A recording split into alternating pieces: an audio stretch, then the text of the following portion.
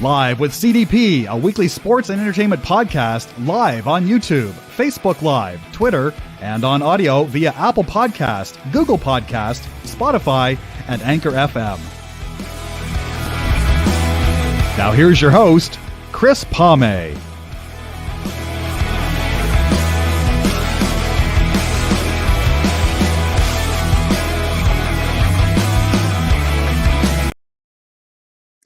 Good afternoon, everybody. Welcome to Live with CDP Sports Talk, sponsored by Barry Cullen Chevrolet dealership here in Guelph at 905 Woodlawn Road West in the Guelph Auto Mall. You can check out barrycullen.com for the selection of their used and new vehicles, or you give Barry Cullen dealership a call at 519-824-0210.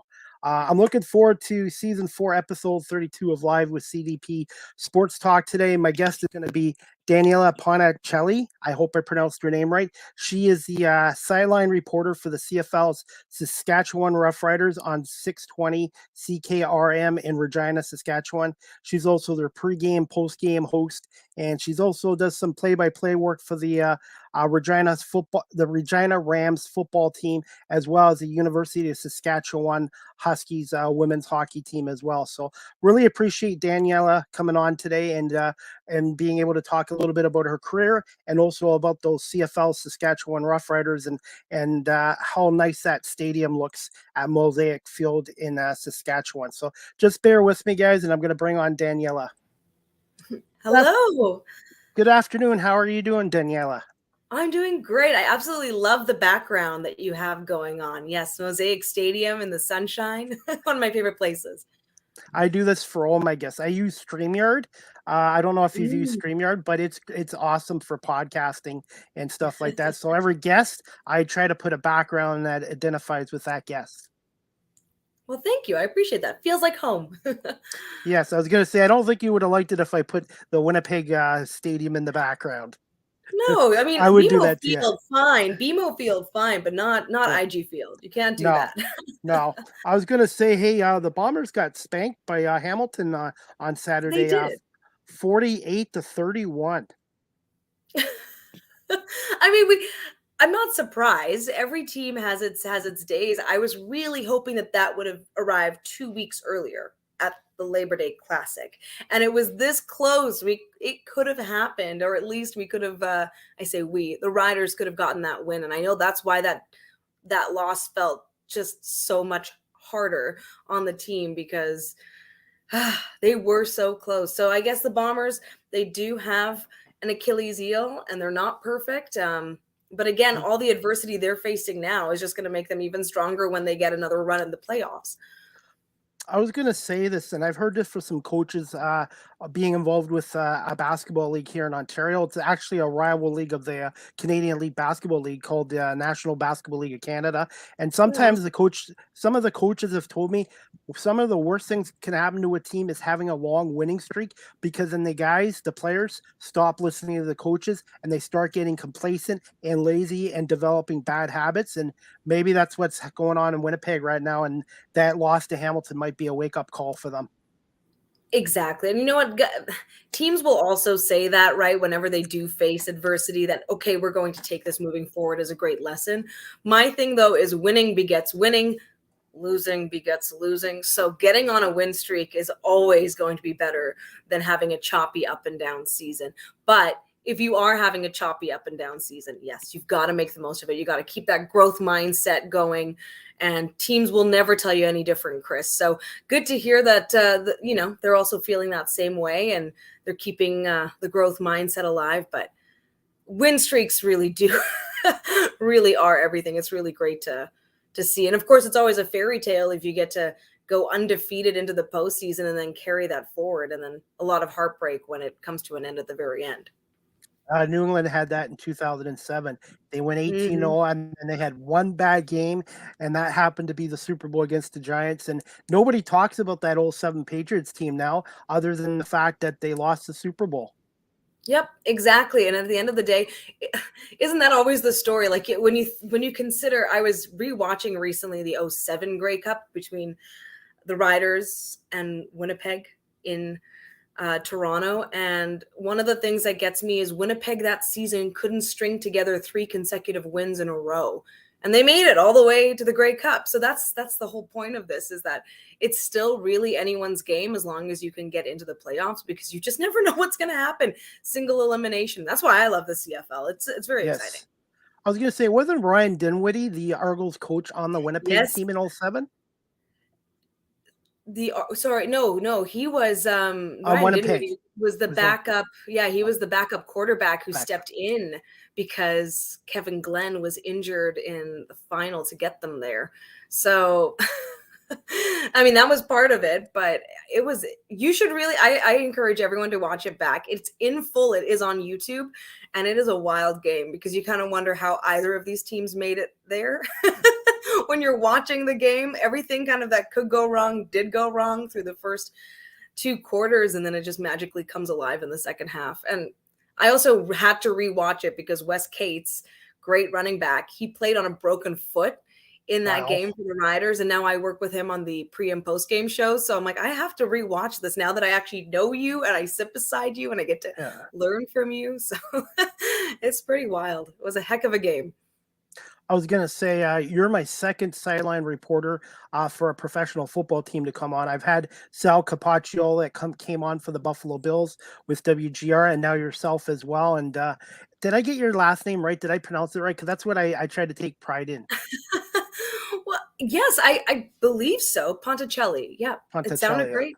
Okay, because I did some public address announcing work the other day for the first time in my life, and I did okay, except there was a couple of names I weren't sure about, so I kind of cheated and used the player's number. So this is something I'm working on, is trying to get name pronunciations accurate for my podcast and for doing public address announcing. Well, never be afraid to ask, and ideally, if you can ask the source, that's better. But that's so tough. I'm in the exact same boat with U Sports. It's really tricky. So one thing that I offered up to the Rams, so they have all these files now, the University of Regina Rams, is we did audio intros for our radio broadcast. So as Chris, as you know, if you ever watch NFL Sunday, you say your name, you say your school, where you're from, all of that. But the reason why I really wanted to do that was to get every single player, whether you're a starter or maybe you're a redshirt this season, doesn't matter, but to get you to say your own name and to have that on the record. And so now if anyone, hey, how do you say that player's name? I could tell you, I feel confident now, but sometimes it's just easier. Hey, here's a quick little MP3 file. LinkedIn has a phenomenal feature now that, I use it. I don't know if everyone else does, but you can actually record how you say your name on your bio. And then that way it can help with these sorts of things too. So it is tough though. Other teams in U Sports I have a hard time with, and the pronunciation guides are always so slim because people will only put the pronunciations for the names they think are hard to say. But sometimes it's I use the name Tara, Tara a lot. Sometimes that's Tara, sometimes it's Tara. So you kind of need to always be mindful that pronunciation guides are so important. But that's my little rant, Chris. I feel your pain on that, and you just have to do your best. And at the end of the day, if you do get corrected on it, make the correction and move forward. But it's one of those things for public address and in play-by-play. It's very tricky. Yeah. Last night, hopefully you didn't hear this, but I decided I'm using Twitter Spaces now. It's a live audio show on Twitter, and basically now I do the Argo Bounce post-game shows and a weekly show on there. And last night I decided, with my new microphone I decided to do some play-by-play for the Eagles-Vikings game. Obviously I've got a long ways to go, but it just shows you how hard it is, because you have to do a lot of talking, and it's just a lot of work, and I like doing it, but man, oh man, you just don't go into play-by-play just like that. You have to have a little bit of training, and it takes time to get up to speed. You hit it on the head, and that's exactly where I'm at. I'm very much still learning and getting my feet wet in that, and it's an incredible experience, because the only way to get better is to do it, and practicing is a big part of it. So you're on the right track, Chris. If you keep going, just keep going. One thing I will say is you're also at a bit of a disadvantage when you're watching it from a TV stream, because you That's don't true. get the wide field view, which to me is what it's absolutely everything. You need the wide field view. I've got my binoculars. I'm looking and I'm checking, and then knowing your rosters. So maybe next time you do it, if you have a little bit of time to really take a look at the depth charts for those two teams before you dive in and get a practice with the numbers and things like that, then you can start just calling the names and then working on the plays from there. And I mean, you might have to make up field position initially if you're just practicing. Again, I know you're actually going live on Twitter Spaces, which is fantastic. But that's just something to be mindful of, because it is really tricky to watch from a broadcast feed when you want to describe. And then on the other side of this, Chris, is were you practicing as though you were doing play-by-play for television or play-by-play for radio? Because that is very different. Obviously, I'm coming to you from a radio perspective, but that's another key difference. Yeah. I was going to say, I was trying to do it the radio side. And with TV and radio, you'll probably agree with me on this. Radio is a little harder because you got to paint more of a picture for your audience than TV. TV, you give a little more information, but the audience can see, obviously, with the camera and stuff. What's your take on that? Yes, pros and cons. So one thing is, I absolutely love the fact that I'm growing with my play-by-play through radio, because I do believe it's more challenging in the sense that you can't skip moments. You can, but then you're going to, when I go and get feedback and you get told, hey, you missed this, you missed that. So you have to make sure you are painting that broad picture, as you just said, Chris. Exactly. For television, though, you might have a bigger audience, or you have an audience that knows, hey, no, you've got that player wrong, because I can see with my two eyes that is not, Chris out on the field, that's someone else. So in that sense, it can be harder because you have to be 100%. You should be 100% no matter what. You should be accurate no matter what, but it's a little less forgiving in that way. So I wouldn't say one is a walk in the park and one isn't, because they both have their challenges, but I agree. There's certainly more, spaces to breathe, areas where you can let silence fill in the void when it comes to television. And with radio, it is about pacing, making sure that you are filling things in, making sure color commentator really has their time to do their part. And then hopefully, if you've got a sideline reporter, having that ability to just add that extra layer, whether it's a look at what's happening down on field level, or perhaps it's what's happening with the stands, or perhaps it's just suddenly now there's a gale force wind field level. That can happen at Mosaic Stadium. The swirling wind at Mosaic Stadium is very real. It sounds like it's sort of like Highmark Stadium in Orchard Park, New York, where the Bills play, because it gets really windy and breezy in there. And Tim Hortons Field in Hamilton as well, it can get a little bit of breezy. And even BMO Field, occasionally being off Lake Ontario, can have some winds as well at some points. I spoke with Paul McCallum last week, who was just inducted into the Canadian Football Hall of Fame. And I love asking kickers where their favorite field is to kick. And he said it was McMahon Stadium, because there you just don't get that. It's just the way it's situated and where it is in the city. You just don't get the same crazy wind changes that a lot of other stadiums are like. And he said one of the toughest places to kick was actually Old Taylor Field for him. Yes. And the same with Brett Lawther. He says the same thing. He's fortunate he gets to practice in it all the time, but it's the way that the wind will swirl in from one direction, and it feels like no matter which way you're kicking, Chris, you could be kicking into the wind. You don't always get that advantage. So that's something that I think I always find fascinating, because kickers have a very tough job, but it's a job everyone thinks they can do from their couch. So, yeah. Absolutely. I know one of the stadiums in the NFL is hard for kicking and wins, and that would be formerly Heinz Field in Pittsburgh. I think the longest field goal in that stadium is about 52 yards. So each stadium is different in that. I was going to ask you also, I'm going to have to get binoculars too, because when I was doing PA announcing on Saturday, I had trouble seeing some of the players or their numbers. So that's one thing. The next time I'm doing PA work or whatever, bring binoculars with me. 100%. You have to have them. And then once you get very familiar with who's going where and who's on the punt return, and you might not always need it as much, but it's very, very, very handy. And of course, if there's an injury, you might want to know who that player is, because you might not have caught what happened or whatever it is. Very, very valuable. And I got mine at Cabela's. If you needed any recommendations, Cabela's has got great different variety and fairly inexpensive. Okay, no problem. That's something I'm looking at. Now, since I got you on here, Daniella, as a sideline reporter, do you travel with the Riders on the road games as well?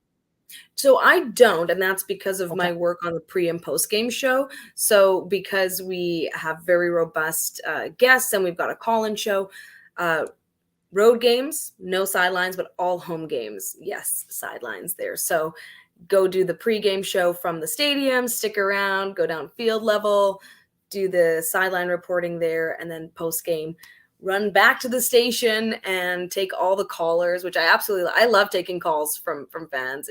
Rider Nation is so passionate, and I absolutely love it. So it's a lot of fun. I was going to say, you guys are the equivalent of the Green Bay Packers, because when I went to Lambeau Field in Green Bay, awesome stadium, the fans were great, the atmosphere, so much tradition and history there. And to me, you guys are the Green Bay Packers of the Canadian Football League. Hey, we'll take it. I mean, I really wish that we were at the point where we were like the Nebraska Cornhuskers of the Canadian Football League, because I've gone to a game down in Lincoln, Nebraska, and that atmosphere was so electric. I mean, there's nothing like having 97,000 people at a game on a hot September Saturday and tailgating all morning into the afternoon. It was just an incredible experience. So, but Green Bay, we will take the comparison. That's very, very flattering. I was going to say, I'm a big college football fan here too. Michigan Wolverines. I've been to the Big House, 111,000 people crammed into one stadium. It's like, oh my God. I don't remember how I got out of the stadium with that many people in one stadium before in my life. Amazing experience. It's just incredible. I mean, that's the thing. There's nothing like going to a sold out game, although it really doesn't always have to be sold out. If it could be mostly full, but the crowd is 100% into it and fully engaged, that's also a very, very special atmosphere and vibe. Like, it can be a smaller crowd, but if everyone is electric and intensified and in it. I mean, the crowd, the last Riders game was a tough one. They weren't doing well. This was just before the bye. They're now on a bye week. And there were boos from Rider Nation. They were tired of seeing what they were seeing, which was no offense, essentially, and lots of quarterback sacks on Cody Fajardo. And, yeah, they're really frustrated. And I can get that, right? Everyone has really high hopes, especially when the Grey Cup is in your backyard. And let's not forget, last time it was in Saskatchewan, the Riders took it home, right? So, and you know what? And here's another point. I brought this up to some of the Argonaut guys too. The last two Argonaut Grey Cups wins were in 2012 and 2017, both against Calgary. And the Argos in the regular season were 9-9. So, as long as you get into the playoffs in the CFL, anything can happen. Exactly. And I just saw that there were those two polls, Chris, that had Argos having a very, very high chance of being in the Grey Cup and then having a very high percentage of taking it all. And I agree with that in the sense that now that things have really shaken up, I was on a podcast, I want to say early July, and I had said out of the East, now if the Riders cross over, obviously that's a possibility. Personal feelings will be that I want the Riders to take it home. But either way, the Argos really are the ones to beat. And that was before the Argos had firmly planted themselves in the number one in the East spot. I always said the thing with McLeod Bethel Thompson is you can't count him out. He might also have his inconsistencies, but you cannot count him out of the race. And the Argos have a way of getting through. And so we're seeing that now, and 7-5 on the season. And the Riders are 6-8. Like, the Riders haven't even gotten a seventh win. Hopefully they will in the final 4 games, but it's a tough stretch. We've got Winnipeg again in Winnipeg on September 30th. Yep. Then we're in Hamilton, and Riders, I know everyone says they've notoriously not played well in Hamilton, but I like to not I don't like to think about that kind of stuff because, again, it's all about your personnel and who you have and the mentality. Then there's a bye and then a back-to-back with the Stamps. You never know how those 4 games are going to go. Now, is Saskatchewan not even in Toronto this year at BMO Field? No, because we had Touchdown Atlantic.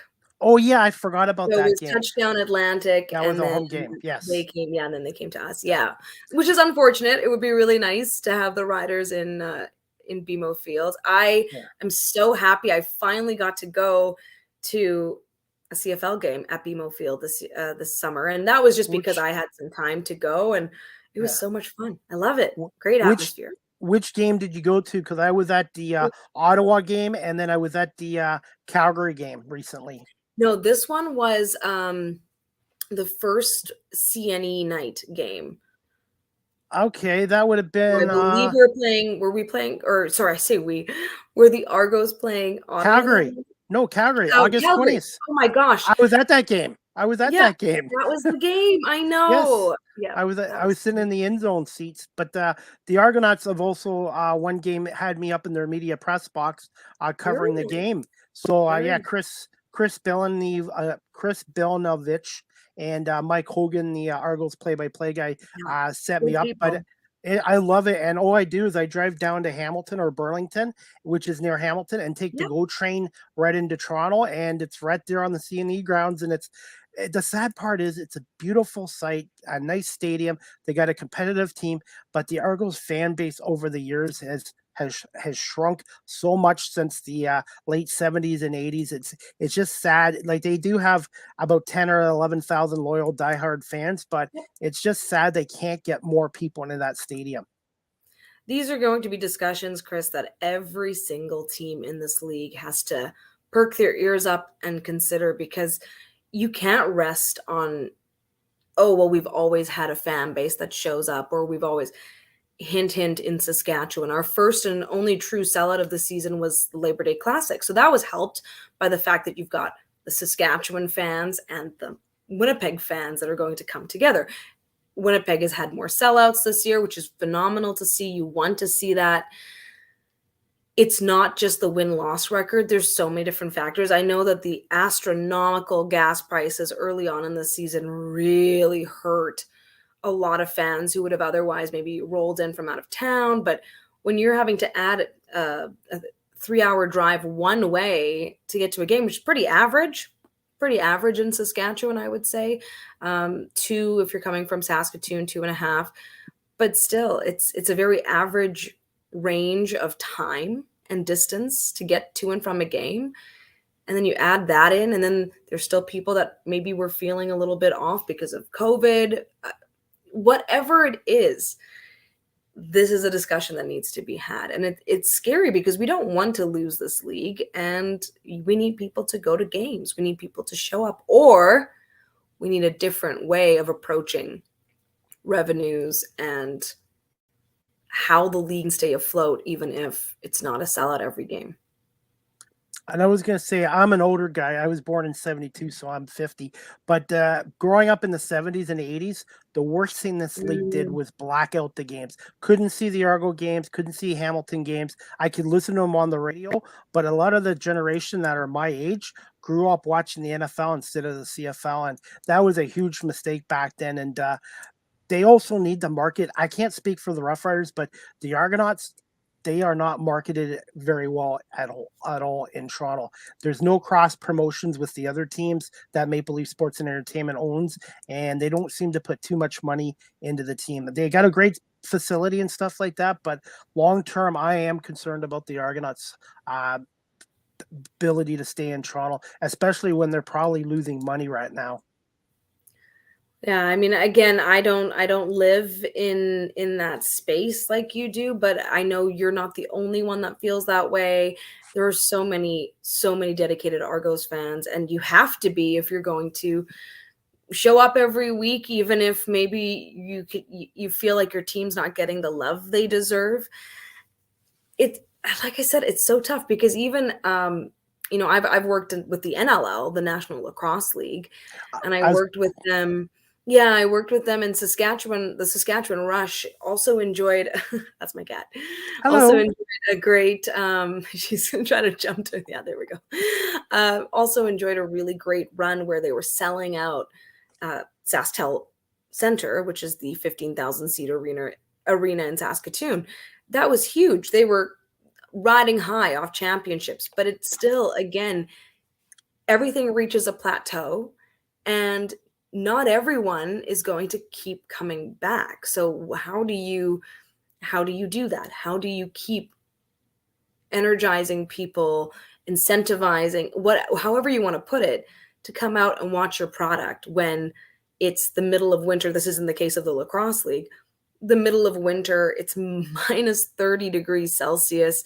Some fans, I met fans who would travel 4.5 hours into a game. They were diehards. It was awesome. They were committed, but not everyone's going to do that, right? So it is a tough grind. I know the Roughriders, they certainly have so much tie into this community, so much tradition and legacy. And I think the blackout games, unlike what you were saying with the Argos, I think the blackout games really helped with the Riders, right? Because those were the games that would be sold out at Old Taylor Field to a certain degree, or really made the radio broadcasts so popular when Rod Peterson was calling the games on 620 CKRM, and it was an event, right, to listen to. So,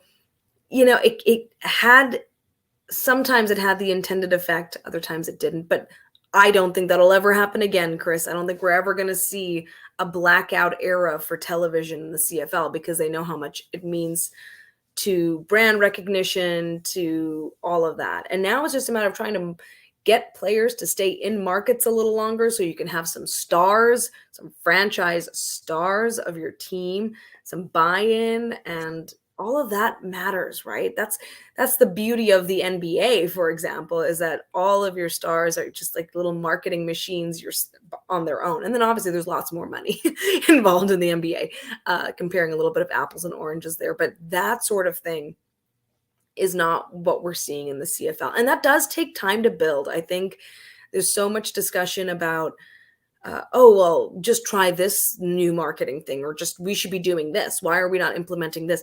Even if that was implemented today, the payoff might not be right away, right? It might be 5 years down the line or longer. So you just need to keep the teams in place. But it would definitely be a detriment, in my opinion, to the league to lose the Argos or any team. Not have Toronto involved. You have to have that. So hopefully, yeah. Mm-hmm. One of my audience, Ken Freeman, wanted me to ask you this. He's from Mississauga, which is a suburb of Toronto. Yeah, he goes, thank you for watching, Ken. He wants to ask you, how concerned are the Roughriders? How concerned is her organization that the Riders need to keep winning in order to avoid an Edmonton situation at Mosaic Stadium? Oh, hey, I mean, good question, Ken. Obviously, the next time there's only one more home game. October 22nd will be a lot colder here in Regina that time around, and Calgary's coming to town. So we could reasonably see the Riders not win at home until next season. And that's a horrible feeling. Nobody wants to leave a regular season on a 5-game, make that 6-game losing skid at home at that point. 6 games at home lost, which would be absolutely terrible. And it all started, by the way, with the Argos rematch from Touchdown Atlantic. That's what started it all at the end of July. So I know they're going to want to win that one really badly to exactly avoid an Edmonton situation where Edmonton hasn't won at home since pre-pandemic days. And I have a feeling that Chris Jones and the moves that he's making there, I think that curse will end for the Elks sooner rather than later. But still, it's one of those things that the team has to be very considerate with. And I know that their whole focus, anytime you talk to the players, it's all about, okay, yes, we're working on this individually, but all of us want this win. They are playing to win. It's just not good enough right now compared to some of the other teams, whether that's certain players or certain phases of the game. I know at the start of the season, special teams and offense weren't really doing well. Now special teams and defense are pretty good, but we're still really struggling with the O-line and the issues there. There's just something amiss. And that's, I know what the team is definitely focusing on that on this bye week, this much anticipated bye week. I was going to say, what's the attendance been like at Mosaic Stadium, and what's the thoughts of the fans and the media in Regina about Jeremy O'Day, Craig Dickinson, the head coach, and Jason Moss, the offensive coordinator? Is there a feeling that there could be changes in the off season? I am smiling because you've just given me a whole lot to talk about. So let's just break that down quickly. Your first question was about the attendance. Yeah. Off the top of my head, but please go and triple fact check if you need. Most of the games have been in the high 20,000s. So meaning 27, 28, but we are a stadium of 33,000 people. And for reference, 33,000 people is the size of Moose Jaw, Saskatchewan. So, it's a considerable part of our population having to go out to these games, which is pretty great. And but yeah, so in the high 20s. I can't say for certain which game maybe had the fewest, but I know this last one, this lights out one, Friday night games can be very tricky, and a lot of that is just out of towners, right? People who have to drive in. It's not always easy to get there for kickoff. And then sometimes folks go, well, if I'm missing half the game, I don't know if I want to miss half the game. I want to be able to be there for the whole experience. So that's one side of it. Saturday games do great. And honestly, the Sunday games are pretty great too. And we had that unexpected postponement due to COVID from the Saturday to the Sunday. That actually worked out well in terms of attendance. It was a good game. So that's that. What was the second part of your question, Chris? Second part of the question is, what are the fans' perception and the media in Regina in the province of Saskatchewan with Jeremy O'Day, Craig Dickinson, and Jason Moss right now? Well, I always encourage everyone I absolutely adore the work of Rob Vanstone and the Leader Post, the Regina Leader Post. And he actually just wrote, I haven't had a chance to dive into all of it. I just sort of saw some of the headlines and a little bit of the first part of it. But he dives into this exact question about where the team is at and sort of the futures of President and CEO Craig Reynolds, GM Jeremy O'Day, and head coach Craig Dickinson. And the fans have been talking about, at least on our show, the SportsCage Radio Roundtable postgame show, have been talking ad nauseum about we need a change. We need a change. Now, some fans will say we need it right now, which I wholeheartedly disagree with, because at the end of the day, a coaching change now cements a loss and an end to any sort of upward momentum, because that sort of miracle of, you get a new coach and suddenly you're going to win, that it doesn't work that way. It's systems that people have to buy into. There's so much more to it than just that. But yes, people really want to see a change. There's people that don't agree with Coach Craig Dickinson's style of coaching, which is very player focused, very much about the health and safety of the members of his team. He pushes them, but at the same time, and once again, I agree with this, these are grown men. You can't force them to suddenly do better and suddenly show up if they didn't the week before. They've got to find their own motivation to do that, and they also have to realize that their job is on the line, not only with the team, but within the league, if you don't put forth the effort that you should as a professional athlete. And any of these players will tell you themselves that they're doing that, right? Some will be more honest than others when it comes to their actual discipline and their actual drive and what's happening. I'm veering a little bit off. So that's where we're getting criticism from about head coach Craig Dickinson. He has had to be in a lot of ways, this singular spokesperson. And by the way, when I'm commenting on this, I just want to preface, this is my opinion. This is definitely in no way, this is just based on what I hear from the post-game show and the people that I speak with. And of course, what you see in different conversations online. So please, I just want to make that very clear. So that's the head coach. But then Jeremy O'Day and Craig Reynolds, they've been called out many times by fans as we haven't heard from these two gentlemen. What's going on? Did Jeremy O'Day really think that this O-line was going to be solid enough? Now, again, we lost Dan Clark week 2. We're hoping to get our center back, our veteran center back, before the end of the regular season. But that was a huge loss to have a veteran center now suddenly. A guy like Logan Bandy, who I believe has been doing his absolute best as someone who's never been center in a professional football league before. But that's a very difficult position to suddenly step into and be amazing at. So that's where a lot of, and it's not just him that's had the issues. We've had issues at right tackle, Natai Rogers. It took the team 6 games of him having a hard time to finally say, hey, sorry, it's just not going to cut it.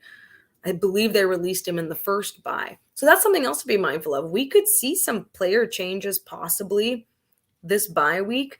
I know something's going to have to give. And then at the end of the season, it is just going to matter, how do we do in playoffs? Because I do believe the Riders can make it there, can get to a postseason in some capacity. So what did the team do? How did the team do? Where did it all end, right? I think that's where the chips will really have to fall. But fans are upset, and media, it's a mixed bag. It's a mixed bag of analysis and where things are at. But I highly encourage folks, go read what Rob Vanstone has to write with the Regina Leader Post. His opinions and insights are usually very on the pulse and fair. That's what I like about it too. And I was going to say, with the Argonauts right now, I don't know if you've heard, but there is a quarterback controversy in Toronto. Half the fans, 50%, like McLeod Bethel Thompson, who to me is like a poor man's version of Brett Favre. Not just because he wears number 4, but he's got that gunman's slinger mentality. And the other half want Chad Kelly, who's a nephew of Jim Kelly, and playing the NFL in. And it's unbelievable. I've never seen in my 40+ years being an Argo fan, the fan base so divided on who should be the quarterback. But what you said about the coaching staff change right now in the middle of the season, I absolutely agree with you on that. It's same with like starting at changing quarterbacks. Why would you want to change quarterbacks? And I'm guilty. I wanted Chad Kelly in to see what he could do. But right now, this team is winning with Thompson, and they're in first place. And if you take him out now and put Chad Kelly in, that is going to divide the locker room and the chemistry up between the players and the coaching staff and management. It all comes down to that's the ecosystem that both you and I actually we'll never really know. What is it like in that locker room right now? Are the players actually more behind the idea of maybe bringing in Kelly and finishing a postseason with, or going to the postseason with him? I think ultimately players just want to be around the people that they are the most comfortable with, who understand the systems the best, and who have been through those scenarios with them the most. And that's just my take on it. But I agree, if you've got a winning formula, even if you're not winning 100% of the time, if you're winning 70% of the time or whatever, are you really going to give that up just to try something new and different? Because again, I think we're also conditioned from watching sports movies or hoping for that miracle that happens when, someone new steps in. Okay, well, maybe that someone new steps in and you're able to win that game because the other team maybe doesn't have as much tape on the guy. And I'm not necessarily talking about Chad Kelly only here. I'm talking about just in general. But then they figure that out. They figure him out. There's so much information about people now that all of a sudden now you do need to rely on veteran experience in the 3-down game and all of those other things. And Bethel Thompson has certainly had his ups and downs. As I said, I cited him as the reason why I thought the Argos could end up being the leaders in the East, because despite his inconsistencies, he somehow will make things work. And maybe that's a little bit of Cody Fajardo too. I don't know. But I mean, I'm excited. Yeah, exactly. I'm excited to see what Chad Kelly can do when the time comes and the organization and the team is ready to back him and fully back him. But sometimes it's just let's throw this new thing in there. It's like any relationship. Are you just tired of seeing the same person over and over? Everyone's going to have their flaws. Everyone's going to have their greatness and the good in them and the ability that they can have. It's a tough one, but I do know that I understand when your team is in the precarious position that you're in. And I think the only reason there isn't more quarterback controversy in Saskatchewan is that the fans are not, they don't think Mason Fine is necessarily better than Cody Fajardo, at least not right now. And Cody was with the Argonauts for a while there too, along with Trevor Harris and Zach Collaros, who we had twice, and now he's got back-to-back rings in Winnipeg and going for a third straight Grey Cup as well. But doesn't that just prove to you the importance of the coaching staff, the importance of meshing well? I mean, Buck Pierce and Zach Collaros obviously have a really great system in place, a really great communication style and understanding. That is what counts. You can have an amazing quarterback. Hello, Atlanta Falcons. I love the Falcons, by the way. But Matt Ryan would do everything absolutely right, and that team would still lose. So it's say what you will about it. You need to have great quarterbacking, you need to have great coaching, and you need to have good Canadians on your team. Those things missing or something out of the ordinary, and then you end up in a mixed bag with people wondering, when can we get the next person in? Please, right now. And they did have Brett Favre, by the way, and they traded him to Green Bay in 1992. But you never know if Brett Favre would have been Brett Favre if he had stayed in Atlanta under, I'm trying to remember that guy's name, the head coach. He ended up being a TV announcer as well, but he just never liked Favre, and you know what? You just never know. And maybe Zach Collaros would have never been as good in Toronto if he didn't get traded, go to Hamilton, and then go to and stuff like that. But I was going to ask you, Ken's are you still okay for time? I think, yeah, sure. Let's keep going. Okay. Before I get into some questions for you, Daniella, Ken has another question for you. And I was going to ask you about this after, but he wants to know if you had an opportunity to meet Garrett Marino, and how did you find, what was he like towards you, and thoughts on his release by the Roughriders, and was it the right choice? So, lots of questions. Number one, I actually never got to meet him. So obviously I saw him on the sidelines or, at practice, but I never got to meet him. So I never actually, interviewed him or had words with him myself. So all I can say is I can't really speak to him, his character, or who he is as a person. I can say this very honestly, that a lot of the other defensive players I spoke with on that team had very good things to say about him, just as a person that they stand shoulder to shoulder with. So there, I'll pass that along. I will, and that's just the truth. That's what they had told me. Now, admittedly, that was before the release, but even still, I don't know if any of that has changed. I saw that when the announcement came that he just signed with the USFL, that Kyran Moore, number 4, Swerve, he, congratulated his former teammate. So I don't know if there's necessarily bad blood or anything like that. Again, a fly on the wall in a lot of ways. Don't know the ecosystem in the locker room, don't know how all of that dynamic played out. In terms of whether I think my opinion on his release, truly, I personally have a very neutral feeling about it. At the end of the day, someone lost their job. So that part on its head is really, it's hard and it's sad. It's part of the business. And I think the thing that hurt him might have been just the level of maturity about the situation. So you did something wrong. What do you do next, right? At what point can we look to you and say you led with maturity and great insight in the weeks after, right? Or whatever it is. That's my take. And of course, all I can do is look at the outside. I do find it interesting because the last game he played with the team on the post-game show, we weren't talking about Garrett Marino. We were talking about a million other things that the Riders were doing wrong and all the other things that needed to be fixed. So it was such an insulating experience being on that show and then suddenly stepping out. And it was like everyone else in the world was talking about Marino. And it was a kind of a surprise because to me, I'm like, oh, that didn't seem to be what the people who are actually in the stadium watching the game, caring about, really were concerned with. So I don't know. And that's where I'm at with it. But either way, I will say that whole everything that surrounded him, I personally believe definitely added some stress to the team and added some stress to the organization, because to have to battle PR things, you've got so much else to worry about.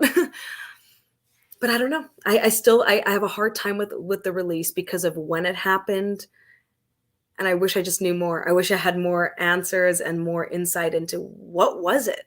What was the thing that finally decided, okay, we can't defend him anymore, because the team and coaches and everyone were very much on his side leading up to that. Yeah. So, well, thank you for answering that question. And that's why when I have a guest come on, I always like to check ahead of time that if there's a question, an area you can't really, he or she can't really comment on. So I don't want to have somebody come on and then give them a question and put them on the spot. So I always try to check with my guests to see what they're cool about talking. Yeah, no worries. And again, my thing is that I'm just not going to have a hot take on it, because there was so much to discuss with the incident with Jeremiah Mazzoli, and then everything else after that. He never got a penalty, an in-game penalty, while he went upon his return. Was he a clean player through and through? I don't know about that, but he never actually got flagged on the field. He did get one that was later reviewed, and then he did receive a fine, of which we'll never know how much that was. But it's an interesting thing that the officials themselves weren't actually it wasn't them keeping the eye on him. It felt really very much media driven, and not necessarily local media, some local media, some not. Yeah. I was going to say, and I grew up with football in the 70s and 80s, and back then, man, it was a lot different than it is now. But I'm all for protecting the quarterbacks and player safeties and stuff like that. But there is more scrutiny now on players, athletes, never before, because of social media as well. It's so powerful nowadays. We were talking about this on the post-game show, because a lot of fans have suggested maybe we need a coach that comes in and is, tough on players. Like we've even Mike Ditka, right? That's one example. Or, all these hardened coaches. And Wes Cates, I'll give him credit for this. He made such a great comment that I still stands out with me, which is modern football. You have a coach come into a locker room who does something, maybe throws something, maybe whatever it is. You don't think that's going to end up on the internet? You don't think that's going to end up on social media? You don't think that person's going to possibly get fired like this? It's such a different dynamic now, because everyone is so public, and that it's also a different type of athlete you are now inspiring and bringing into organizations that are trying to uphold a certain level of respect on every level. So if you're going to walk that walk, you have to talk that talk. So you can't have someone come in and rip apart rooms and make people feel terrible. Fear-based leadership, it might be successful in one moment or one instance, or perhaps with one player, but it's not going to be successful for a championship team. I don't believe Mike O'Shea rolls into that locker room and screams at the Winnipeg Blue Bombers every game to tell them, you got to win this one. They just win. They just want to win. They have a championship demeanor and spirit, and understand they are calm, cool, and collected. Maybe not in the last game when they got, lost, but they'll be trailing by 14, by 20. And they just know there's still time in this game. We're not out of it. And it's all about that mental point. And you don't get that with someone screaming at you. I've never believed that. And there's a reason why that old why it's an old school style of coaching. It's now modernized. Yeah. Just like Mike Babcock, unfortunately, with all his Stanley Cups, his gold medals, that's why he's retiring from hockey, because what he did for many years with his coaching stuff no longer works in this era of hockey and pro sports. And like you said, it's a different time and era for sports than it was back in the 70s and 80s, and even in the 90s when I was growing up as well. Mm-hmm. I do think that there's a time and a place for tough love and for difficult conversations and for you maybe being a bit emotional with your players. But that's exactly as a time and a place. People aren't going to show up to practice scared of you and then perform their best for you. On the other side, you don't want to overcorrect. You don't want to be too lenient in the sense of, oh, you're not feeling well, I guess you don't need to practice today. Now, you're not going to really see that on the pro level. At least you hope you're not going to see that on the pro level. But that's something that people can fall into at maybe, levels below, right? Is if you have too kind and lenient a leadership. But that being said, it comes down to the players. And if you've recruited properly and if you've done the work into the personnel and the people that you've brought into your organization, that shouldn't be a problem. You should know that they're going to meet you more than halfway with their discipline. And you should know that they're going to meet you more than halfway with their intensity and more than halfway with their drive to personally be the best at their position and to do their job. That's the whole goal, right? You can't have one person doing one thing and the other person not. Definitely. Are you still okay for a few questions? I was just going to get a few questions in here. Yeah, we can do a couple. Yeah, for sure. Okay. Can you tell my audience here in Guelph, I think one of your Rough Rider players blocked the kick for the Rough Riders, played for the Guelph Griffins. I think, what was his name? I'm trying to remember. Schaefer Baker, number, yeah. Was it him? Okay. Yeah, okay. So the Guelph Griffin, I'm involved with them as well, doing camera work for them. But wonderful. I was going to say, just tell my audience a little bit about yourself, and when did you decide you wanted to pursue a career in broadcasting and stuff like that? So, first of all, I don't know where to start. A little bit about me. I'm originally from Cape Town, South Africa, moved to Winnipeg in 2000. Everyone goes, Winnipeg? Why Winnipeg? my mom got work there, and that she brought the family, including my dad and my brother. And so that's sort of where we set up shop. I always say Winnipeg is my Canadian hometown. Went to my first CFL games as a kid there. I think one time I went as a Girl Guide even. It was a lot of fun. But I never got hooked on it in the same way until Labor Day Classic 2012. I went with friends I was working up in Saskatoon at the time and one of my first industry jobs. And he's like, you got to take the bus down to Regina to do a Labor Day Classic game. And it changed my life forever. I got so hooked. And that's why I'm like, I just had such an amazing experience that I'm like, I got to stick with the green and white. Not that I wouldn't ever work for another organization or that I wouldn't want to, sideline, because that's not what it's about. But I'm talking about like my fandom and who I cheer for. That's why it's Rider Nation for me, because of that amazing experience I had there. And in terms of being a broadcaster or just in the industry generally, as a kid, I always wanted to be a writer. I actually just wanted to be a newspaper reporter and then maybe write books one day or something like that. And so I got into a great program in Winnipeg and did journalism.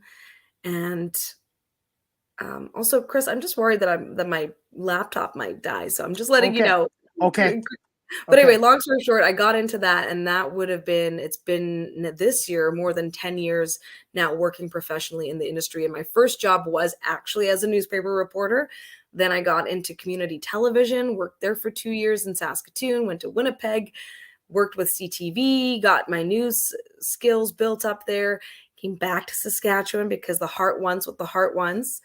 Ended up working in radio there, and it was through radio that and just where I was in life, I just got more and more into sports.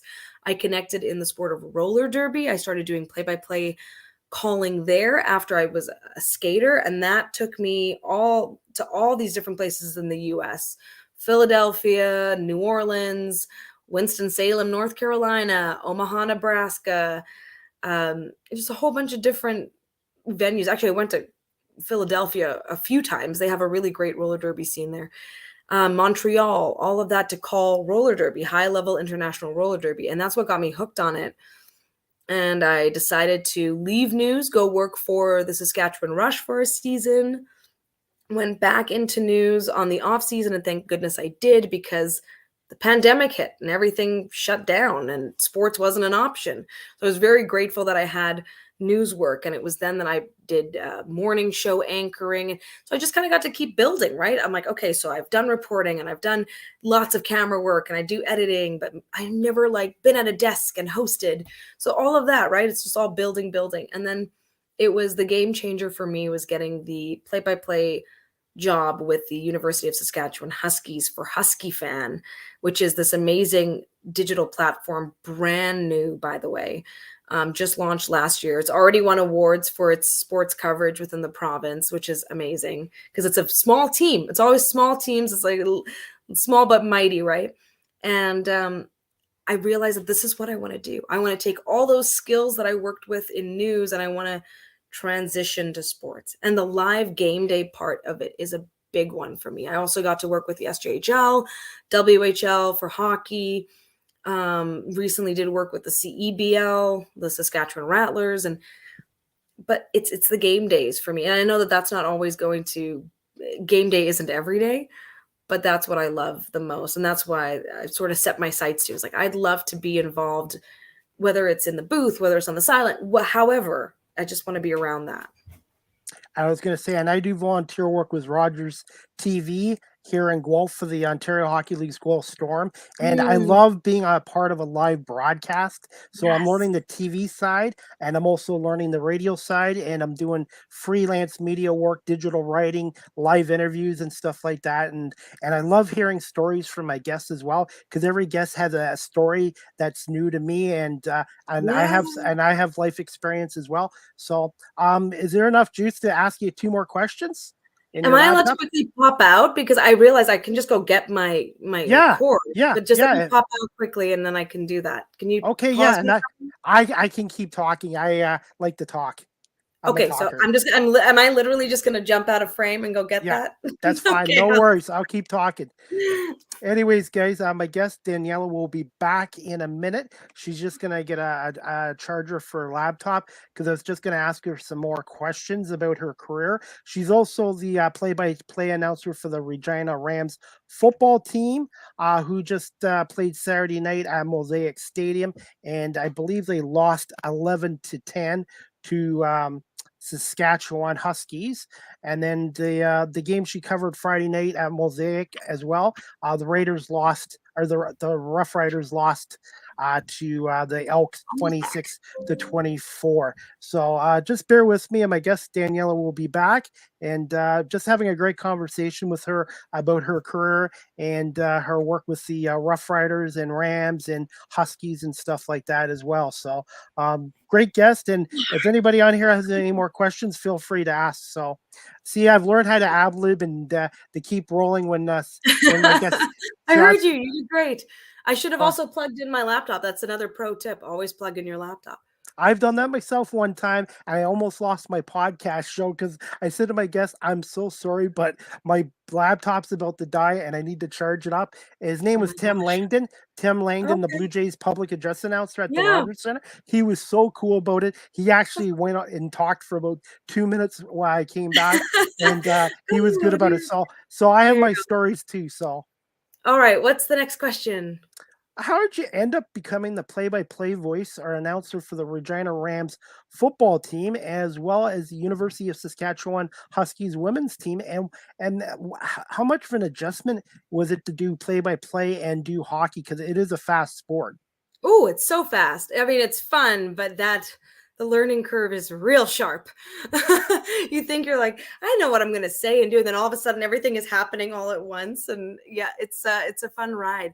So the University of Saskatchewan women's, the Huskies team, that came about before the Rams. And really what that was is Pattison Media up in, actually based in Prince Albert, Saskatchewan, wanted to launch this digital platform completely focused on Huskies sports. And one of the big catalysts for it, you mentioned Mike Babcock. Mike Babcock actually coached the men's hockey team this past season with his son, Mike Babcock, as well. Mike Babcock. Mike Jr. Third. Yes, actually the third, because I believe there's another Mike Babcock before the Mike Babcock. So anyway, that's besides the point. But the reason why I'm bringing that up is, he certainly brought a spark of interest into that Huskies athletic program. So that's really great for them. And then, the athletics department really wanted to make sure that more of its sports were represented, that the women had representation too. And then the thought was, okay, well, why not ensure on the broadcast perspective that maybe we can bring in female play-by-play announcer. And it wasn't just that it had to be female, but that was one thing they were keeping an eye to, because why not? Why not see if that's a possibility?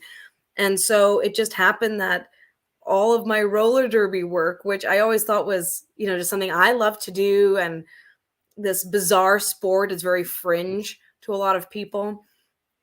That's actually what got me noticed was that I had done that. And then they considered, hey, would you be interested in learning more about hockey and calling hockey? And I was able to have that opportunity to learn once again, and just took it and ran. And I was just so happy that made it through the entire season last year without getting COVID. Was attended every single game. The team went all the way to nationals in PEI, which is incredible. They hadn't gone to nationals since 2014. It was really kind of a fairy tale. They got bronze at nationals. We didn't make it into the final, but it was an incredible experience. And then from that, I had already started to transition out of news, and there was we knew that there were going to be changes made to the Roughriders broadcast, because the wonderful Derek Taylor is now calling Winnipeg Blue Bombers games, which is, I'm so happy for him. It's his hometown. Or not his hometown, sorry, but it's where he professionally got his start and has such a great base there. And his wife, Fiona, who I love, Fiona Odlub, she's from Winnipeg area, like in Manitoba. So there's just such great ties there for them. So when that was happening, I figured, and this is kind of what I tell everybody, if you've got to put yourself out there and hope that someone's going to see something in you, but also know your worth and know your value that you can bring. And so I sort of just put myself out there with with Harvard Media in saying I would be interested in seeing what I could bring to your team, just because I know that there's changes happening and I know that there's opportunities. Of course, I can do play-by-play in this sports and whatever, but and it worked out better than I even imagined, right? I get to be part of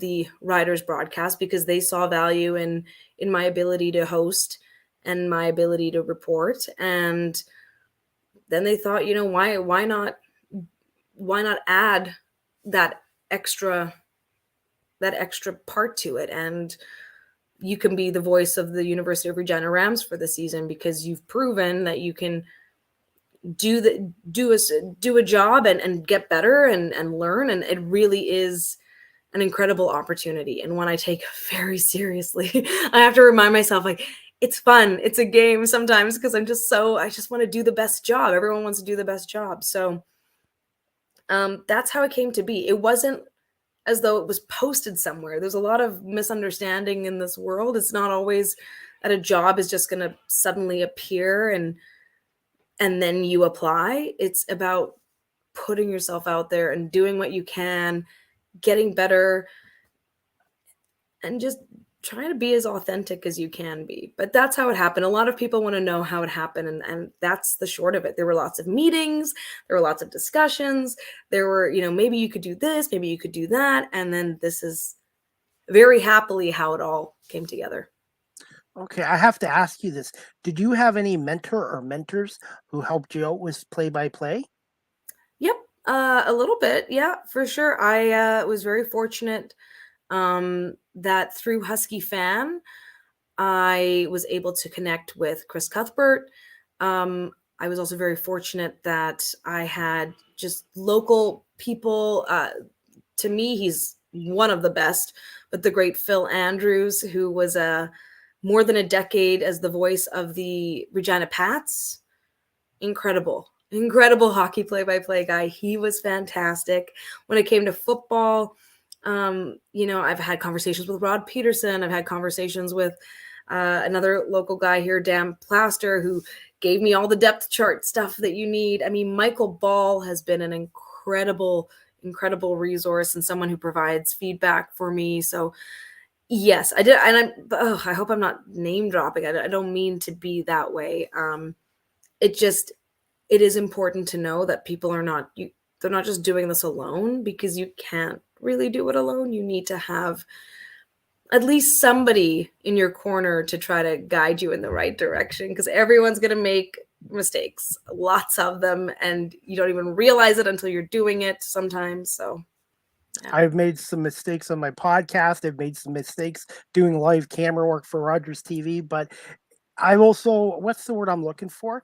It's not just friendships I've made off of here, but it's networking and contacts, huge in this industry. And everybody I've had on my show from the NFL, the NBA, has big name guests, local guests. They've been all real supportive of what I'm trying to do, because I'm 50 years old and I'm just basically, I just got a taste of broadcasting 2.5 years ago with a CEBL team that used to be here, the Guelph Nighthawks, and it led me to Rogers. I know. I'm so sorry that you guys lost them. Yeah, that's another subject for another day, because I wrote an article about why they left Guelph, and I'm disappointed on that. So I'm hoping Guelph gets another basketball team with the National Basketball League of Canada. But as for myself, I'm doing things the old school, self-schooling myself and doing volunteer work and getting out there and giving out my business cards. I've had a demo reel made up, and just trying to get better every day and improve.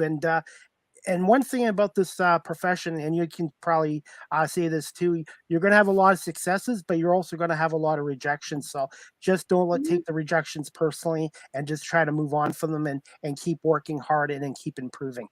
And a lot of people will never know what you were rejected from. They'll true. Never know. And then they look at you. I mean, I've actually had people in my life, people who I'm close to, say to me like, "Oh, but you always get this, or this always happens for you." And I'm like, "No, that's not true." I mean, I'm very grateful for everything that I've been able to, every opportunity I've been given that I've been able to step through and complete and grow from and learn from and take to another level. But there are a lot that you will never know didn't happen, right? I mean, Absolutely. That's the truth of it. And so it's so important to just keep that in mind. And there's been times when I've been so grateful, pretty much every time, that, hey, I'm glad that other thing didn't work out, because I wouldn't be doing this if that was the case. Or I'm glad that I chose to do something different here so that I could be ready for this. And I've always liked the idea that luck is just opportunity meeting preparation. So keep doing what you're doing, keep volunteering. I did my first interview with Cody Fajardo. I got to tell him that, hey, by the way, in that amazing season that you had in 2019, I was your quarterback ISO cam for most of it. I did so much work behind the camera, and I love that, by the way. I still actually do some freelance videography. So I've always just been a student of, I just want to know everything. It doesn't mean I'm going to be the best at it, But if you can give me an opportunity, and I've been able to do this too, okay, I'll work in the truck and do graphics. Okay, I'll work in the truck and do this. Okay, I'll go up in the control room and help as an assistant director. I'll stand outside in the cold and rain doing handheld. Because the more you know, it just helps you be better even in just your one role. Like for me, for example, when I'm doing sideline, I respect. Now, again, I'm not always doing sideline for television. I did that some last year with CanWest TV, actually, on the U Sports side. But it helps you respect every member of the crew that much more. I know that when I get to show up as talent, and I don't have to show up 8 hours early like I know the crew had to, because that's what I used to have to do. Yeah, with Rogers TV, yes. You just respect everyone's. I always go and thank everyone. Thank you so much for being here, and thank you for doing this. And I'm not going to treat you any worse than anyone else because you are so valuable. I wouldn't be able to do my job if it wasn't for you. And I think that part, and vice versa, right? So to me, I've always believed, like, if you're just a student of the things that you love to do and you just want to get better, or you want to, whatever it is, just be humble and hungry as much as you can, never ever stop, and always know that you deserve a place at the table. And sometimes you have to set your own table or set your own place and make your own seat, but that's okay. You never know when the next invite's going to come, or the next time someone decides, to draw out the chair for you a little bit. So that's an important thing to keep in mind. And everyone's path is different. And the people that get the super easy road from the outside, it might not actually be that easy, or it might not be that beneficial, because maybe they haven't had to, as we were talking about earlier with teams facing adversity, maybe they haven't had to face adversity. Definitely. And I just got 2 quick questions for you, and we'll wrap this up. But I definitely would, hopefully, maybe I can have you come back on again in the future and talk a little more, because you have so many great stories to share. And like I said, and I'm definitely going to have to come out to Western Canada. I've been to more of the states. I've been to more of the states than my own country. I haven't even been outside of Ontario other than the States. So I really need to get to Western Canada. Yes. I need to get out there. Absolutely. Yeah. So I'm definitely, and I want to check the out. Grey Cup is coming in November. Yes, in 2022. I would love to go to Mosaic Stadium. It looks so beautiful. It is. It's amazing. Beautiful. You should come. Okay, definitely. I will let you know. But this one, I want to just 2 quick questions. We'll wrap this up. What is Raider Nation? Roughrider Nation like, and to cover sports in the province of Saskatchewan? And is it is it a football first sport and then hockey, or is it kind of even? Oh, that's a hard one to say. I mean, the Roughriders have a very special place, and I always try to give the perspective of, I worked in news in this province for probably a combined 7, 8 years, and so not so much focused on sports, but focused on news. And Riders' stories are always in the top newscast. They're not relegated to the bottom of the pack if it's actual news. So that could be a big player released, or a big player signed, or the schedule is out. That needs to lead your newscast. And in the morning, when it's morning television, you're trying to get everyone set for the day. You would always talk about, hey, it's Rider game day and traffic here is going to be bad. A reminder, when you're coming home today, don't take Elphinstone, or whatever it is, right? So it really is part of the context and the culture here. But it's certainly not for everyone. There's a lot of people who will tell you straight up, yes, I'm from Saskatchewan, but I'm not into football, or I'm not a football fan. But in season, it is all about the Roughriders. It has to be.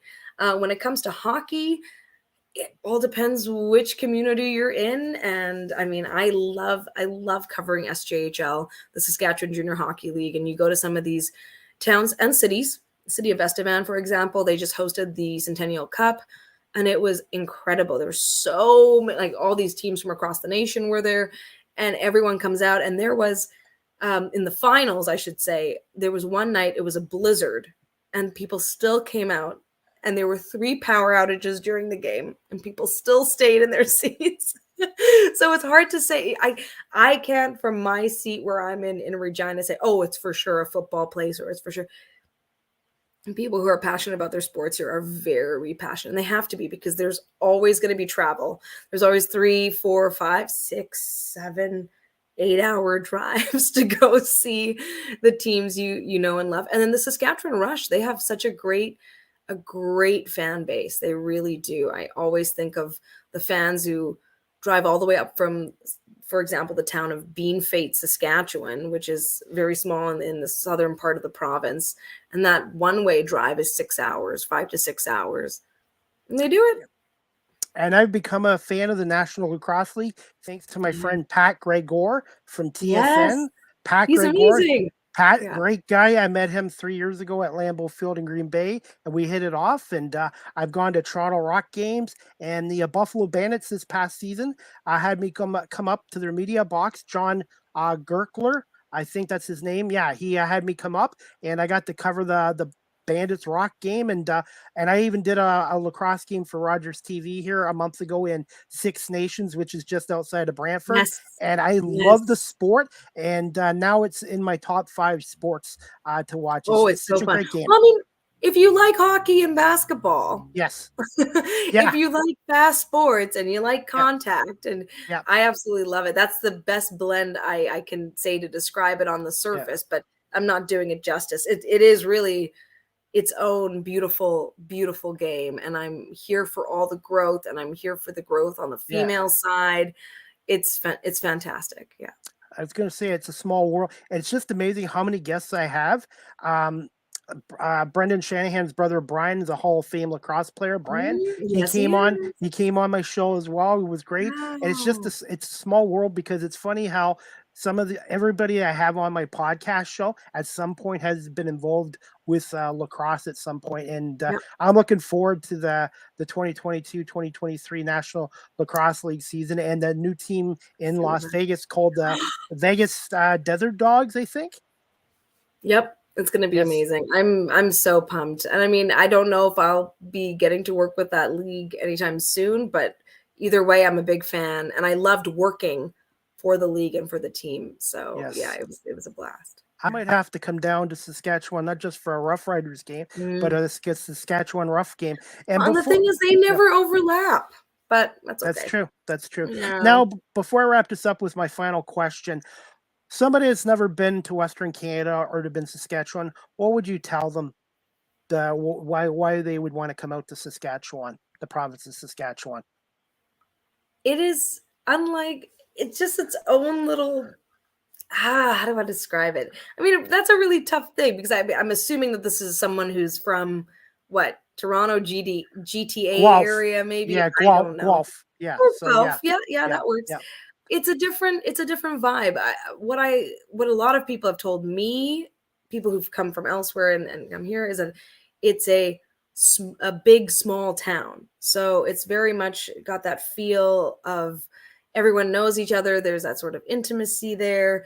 There's some great little spots. There's so much talent, whether it's like culinary talent or performance talent. Like Saskatoon, for example, has a great art scene. Not that Regina doesn't, but I just feel Saskatoon has maybe a little bit more. And it's beautiful. It's got its own natural beauty. If you are into hunting and fishing, this is the place to go. I will tell you, it's amazing. That there's that angle, that outdoorsy angle. But in wintertime, there's so much to do. If you are active and outdoorsy, if sports isn't the only thing you're coming here for. I have a couple friends coming in from, Eastern Canada, and for Grey Cup week, I'm like, well, I want to go dog sledding. You want to go dog sledding with me? I feel like it should be good enough to go dog sledding. So there's some really cool opportunities even close to the city of Regina. So I don't know. And you have to come, if you're coming for sports, then you're already in for a treat, because the Roughriders experience is one you just have to come to. And especially if you're someone who's maybe only ever experienced a CFL game at BMO Field or Hamilton. Yeah, but Hamilton's Tim Hortons Field has a really great vibe too. Don't get me wrong. But if you've only experienced it there, it is nice to experience it elsewhere and have that other perspective. And they put on a great show, whether you're cheering for the team or not. It's so much fun. I was going to so many games before I ended up working as a camera op and then now working on the sidelines. I love it. I love game days, and even just being in the city on game day, because you'll go anywhere, people are wearing their jerseys, and it's such a great vibe and attitude. But I don't know if that answered your question. I guess I would say to them, you have to come, you have to try it at least once, much like I've been out to East Canada many times, and it's not always for a long time. Maybe it's for a weekend, but I always leave feeling so great that I got to experience something a little different.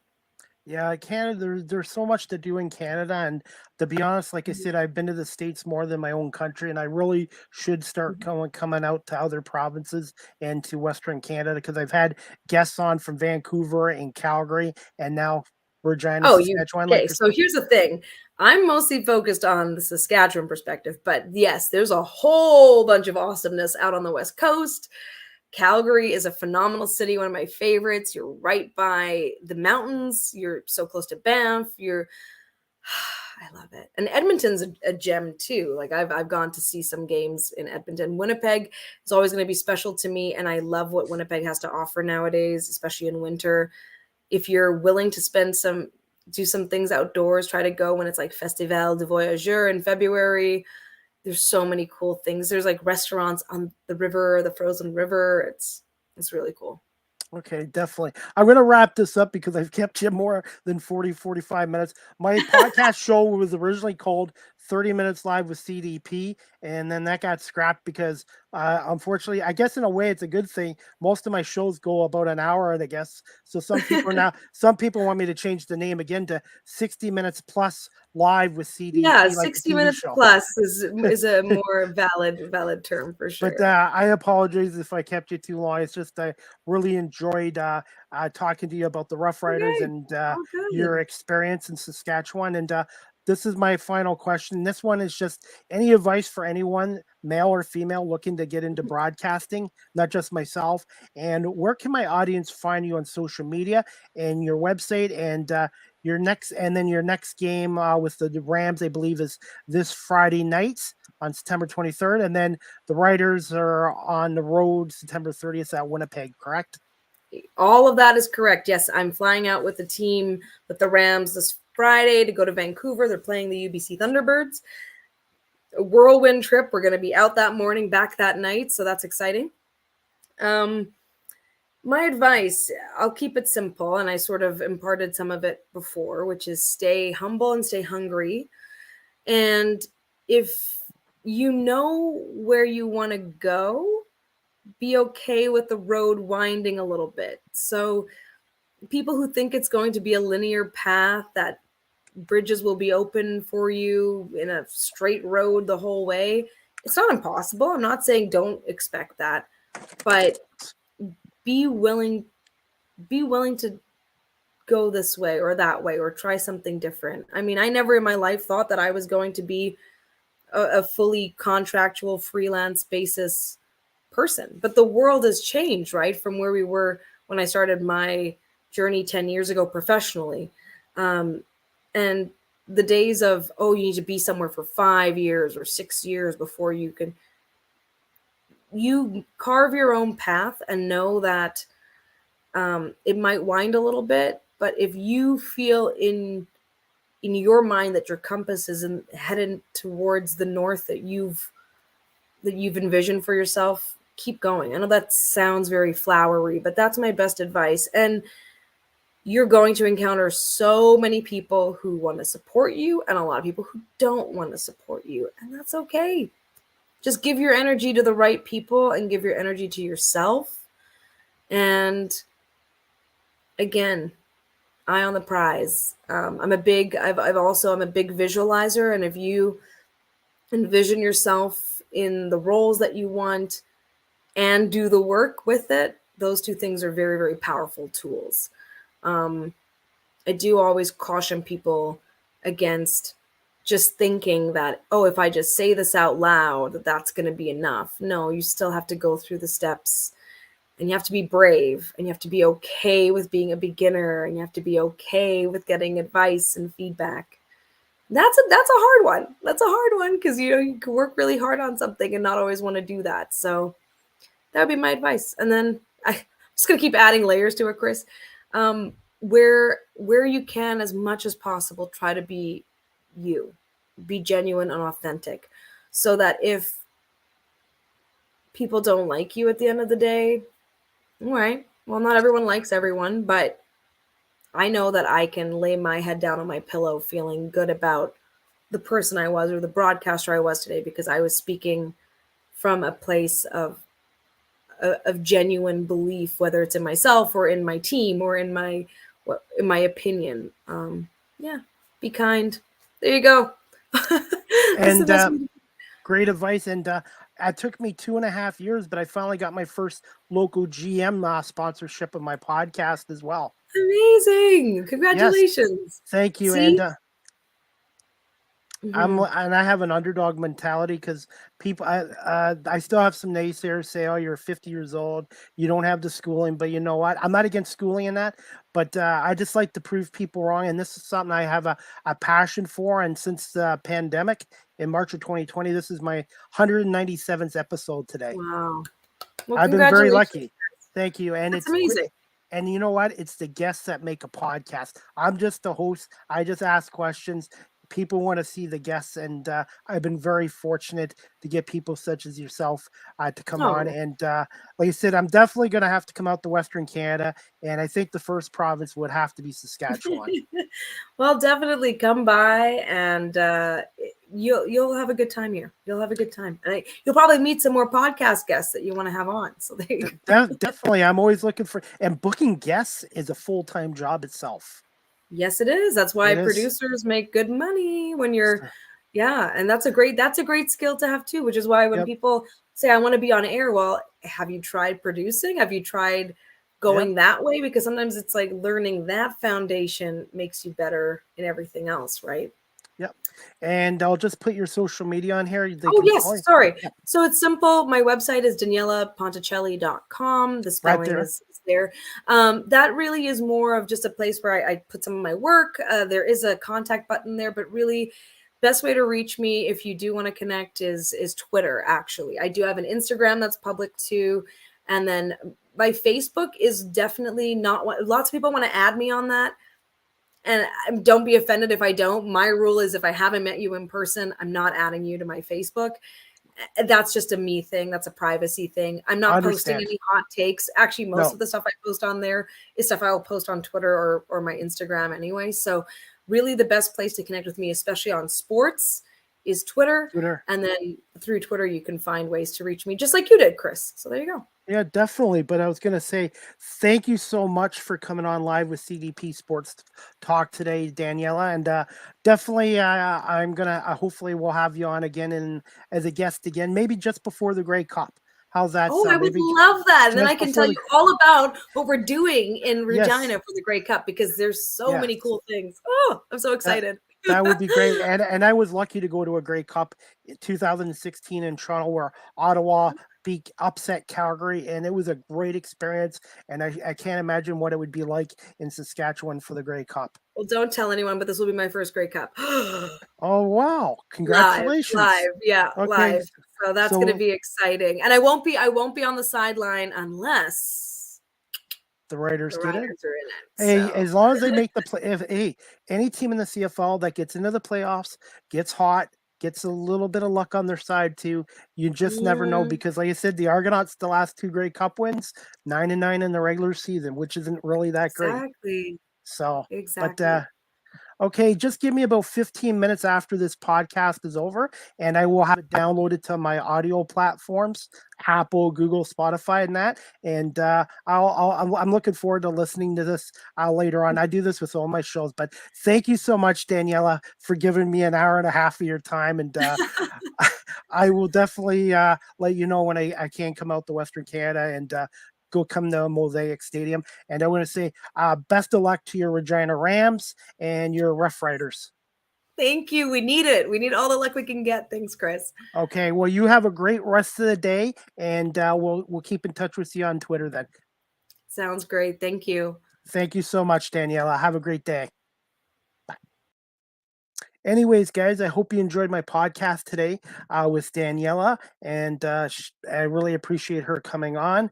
And guys, just before I go, I'm just going to show a little clip of the Roughriders Elks game from Friday night, where the Elks won this game by 2 points. Just bear with me, guys. Just some highlights of Edmonton, Saskatchewan from Week 15, courtesy of TSN. West Division clash at Mosaic Stadium. The Elks find themselves in a must-win situation. A loss tonight will officially eliminate them from postseason contention.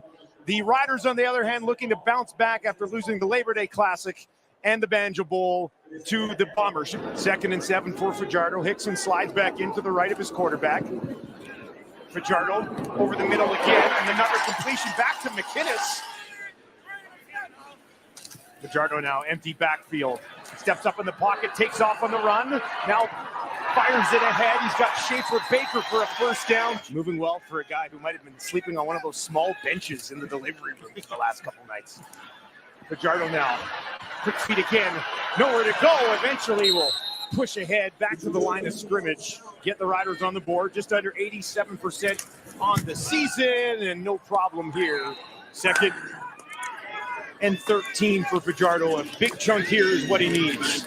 This 3-man pressure again. He's got McInnes. 3rd and just under 2. They'll line up in shotgun for Fajardo. He's going to look down the field. Deep shot to the 10. All the way down to the end zone. Lunging in, and they got it. Touchdown, Shaq Evans. His first of the season. And the Riders strike early. From the 18.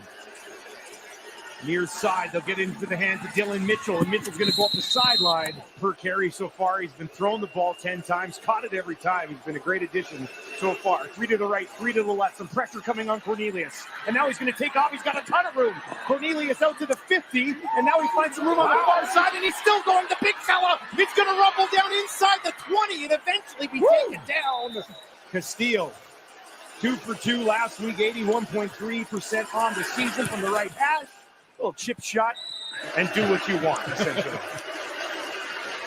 They'll hand it off to Brown, stays on his feet, cuts it inside, and now he's got some room to run. What a drive up the field from Brown, but the ball popped loose. Out of bounds. A discussion on the sideline, and it will remain Edmonton football. 2nd and 10, final play of the quarter. Pressure coming from the Riders. Cornelius in trouble again, trying to get away, and now he's going to take off, and the big fella's going to take it over midfield. And boy, he might have just picked up a first down. Fresh set of downs at the Rider 35. 3 options out to his right. Looks there first. Will throw that way. Has Terrell Walker wide open. Walker's going to take it down inside the 10, and eventually tripped up at the 5. Blew it dead when nobody had it, essentially. Here's Cornelius again, pushing through. This time he's in. And Edmonton, with a little bit of help, finishes the job to make it a 1-point game for Fajardo. 7 of 8 for 97 yards. Tripped up, stumbles. First year Elk out of Oregon.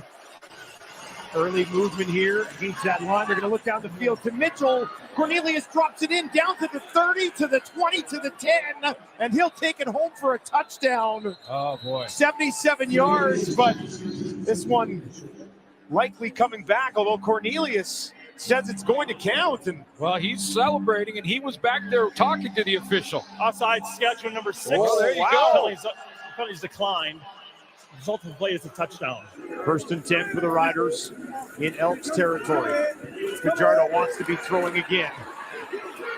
Now he'll take off, and there's some room. He'll work towards the 40, all the way down the sideline. This time they'll get it to Hickson, trying to push ahead up to the 30, a short pickup. Lobber out to change that right here on 3rd and 5. They'll kick it from 35, and that one off the uprights. Riders once led this game 10-0. They now trail 17-10. Fajardo throwing again, and that is a completion out to midfield. Former U of A Golden Bear Jaden Dalkey knocking that ball loose. Fajardo now 2nd and 17, in trouble again, trying to stay on his feet, but he is taken down. A ton of time for Fajardo. 4 receivers out to his wide side left. They'll hand it off to Hickson. Hickson's got nowhere to go, wrapped up and taken down. Fajardo, 2nd and 11, over the middle, and that one incomplete. Ricochet is why the ball gets shot out of there. Lothar from 39, and this time he sneaks it just inside. 3 receivers to his wide side right. Has some time. Dumps it off to Marshall. And Marshall will get close to that 50 before forced back. Hit from 52 earlier in the season.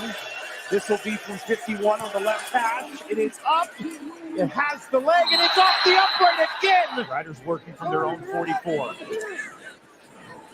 Fajardo has a completion. A little bit further up the field at that point. They're going to turn around and hand it off, and he's knocked down just like that. What a tackle. Konar busts through and contains Frankie Hickson. Friday Night Football at Mosaic in Regina. Cornelius steps up, finds Jarrell Walker. Walker's going to take it all the way down inside the 20, stays on his feet. Down to the 10, Jarrell Walker puts on the brakes, tries to cut it back, and what an effort after the catch.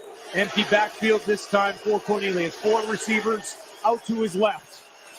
He wants to take it right up the middle. Riders are all over it, and they're going to deny him. For Castillo. And he knocks that through. And I like this question. This is not easy. Fajardo avoids some heat. And now he's going to take off looking for the first down, and he's got it. Cornelius just won 2nd and 15 for Cody. Tried to dump it off to Hicks and came right back to Fajardo, and he's taken down again. He's playing defense now. Oh, and this is blocked. Ryan tried to get it away, but the Riders' special teams have come up huge. 2nd and 15 for Fajardo. 2 to the left, 2 to the right.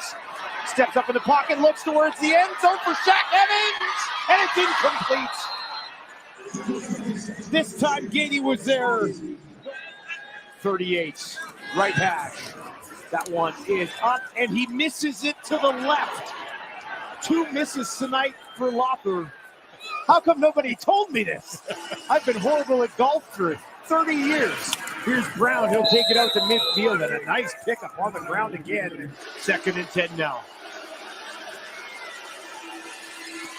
Cornelius out of the pocket, escapes on the run to his right, looking down the field. Now he's going to try to turn it back up, stays in bounds, and takes it down inside the 40 for a quick slide. How did he do that?